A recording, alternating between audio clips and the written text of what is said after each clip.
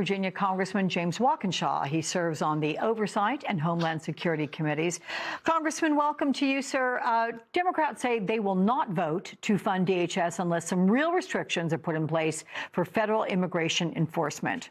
Are there red lines that you won't cross when it comes to ICE accountability? Is there any bipartisan solution for DHS funding that could get your support? Well, look, I think all of those reforms are important. The key ones for me, no masking, or at least severely limiting the masking. Officers need to identify themselves just like our state and local police do. And another one that's key for me is the judicial warrants. I just don't believe, and I think anyone who describes themselves as a small government conservative, as many of my Republican colleagues do, I don't think you can accept the federal government smashing down the door of your home while your wife and children are sleeping without a warrant signed by a judge. I just don't think the government should have the power to do that. Those are some of the elements that are key from my perspective. You know, Congressman, I just have to ask, do you ever get a logical answer from anyone who supports keeping the face masks on for how they distinguish between what our local and state law enforcement officers don't wear masks, in other words, with what they're doing? Why is it that they say they will get doxxed? Could it be that what they're doing is rather heinous? Well, look, I think anyone who's engaged in doxing or threatening or engaging in violence against law enforcement or anyone else should be prosecuted, period. But law enforcement in this country have taken on, arrested, prosecuted the most dangerous criminals in criminal gangs in the planet not wearing masks. I watched the federal law enforcement who escorted Nicolas Maduro into the courthouse and into detention, federal detention. They weren't wearing masks. This guy supposedly is a leader of a transnational crime syndicate who's very dangerous. Those officers weren't wearing masks. There's no justification for ICE agents and CBP agents engaged in enforcement of civil immigration law to wear masks.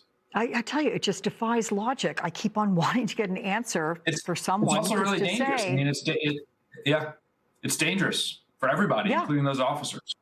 It absolutely is, but nonetheless, there is no distinction between what they're doing and what other officers are doing. Okay, let me move on to your district, sir, because it has a high concentration of federal employees, many of whom are deemed essential and will be forced to work without pay during this DHS shutdown. What is your message to them? What do you say to workers who see themselves as, I don't know, collateral damage in a political standoff that may not actually curb ICE or CBP's operations? Yeah, look, I represent 50 to 60,000 federal workers, and the first thing I do is listen to them. And what I listened and heard during the last shutdown and here now is frustration from them that, look, they've endured assault after assault after assault throughout this Trump administration. The administration has been shutting down federal agencies for this entire term. Right now, as we speak, before this latest technical shutdown began, the Trump administration was systematically shutting down FEMA. I meet with my constituents every day who have lost their jobs at FEMA because they've been shutting it down. You have CISA up on the board there, the Cybersecurity and Infrastructure Agency. Trump administration eliminated 30% of the staff there. So these agencies have been being shut down by the Trump administration. Now, this shutdown that we've entered is very significant and serious. And look, I track very carefully when those pay dates are for federal workers because a lot of folks can't afford, most folks can't afford to miss one paycheck. They certainly can't afford to miss two paychecks. The good news is a paycheck went out yesterday, Friday, before the shutdown. So folks got those direct deposits. The next payroll date for most DHS employees is at the end of the month. So that's a key date for me that I'll be tracking very carefully. I'm sure they appreciate you doing that for them. Wednesday, as you know, Attorney General Pam Bondi gave pretty combative testimony before Congress about the Jeffrey Epstein investigation. Bondi refused to answer some basic questions. She mocked Democrats and presented herself as President Trump's defender-in-chief. Let's take a listen to Republican Thomas Massie pressing Bondi over why the names of co-conspirators were redacted in the released documents. We corrected that within 40 minutes. He was already, you're acting like everybody's trying to cover up Wexner's name. Reclaiming my time. I'm going to answer this question. Reclaiming my time. Mr. Chairman. This isn't how this works. It's a political joke, and I need to give my answer on that. We'll let the Attorney General respond, and then the gentleman can move to the next question. It's my time. Within 40 minutes, you asked me a question. Within 40 minutes, Wexner's name was added back. Within 40 minutes of me catching you red-handed. This guy has Trump derangement syndrome. Oh, boy. What does Bondi's appearance reveal about the way she views Congress and Epstein's survivors? Well, look, it was an embarrassing performance. It was obvious that she had an audience of one there. There's been ample reporting that, Trump has been frustrated with her inability to articulate his message and his agenda. And she was desperately trying to impress him throughout that hearing. It was sad and embarrassing to watch, but enormously frustrating for the survivors of Epstein's crimes who are there in the audience. You can see some perhaps on the screen there who wanted to get real answers from her about why she's failed to follow the law in releasing the files, why she redacted things that shouldn't have been redacted according to the law, and why she also allowed many of them, survivors, allowed their information to be revealed. So she redacted the wrong things and revealed the wrong things in the files. Very frustrating and outraging for them. Can I ask, since you reviewed Epstein documents this week, what did you find most disturbing in the documents that you saw?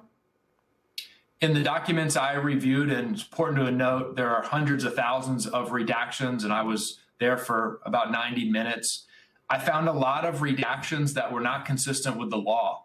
Names, email addresses redacted that were not victims or survivors, clearly.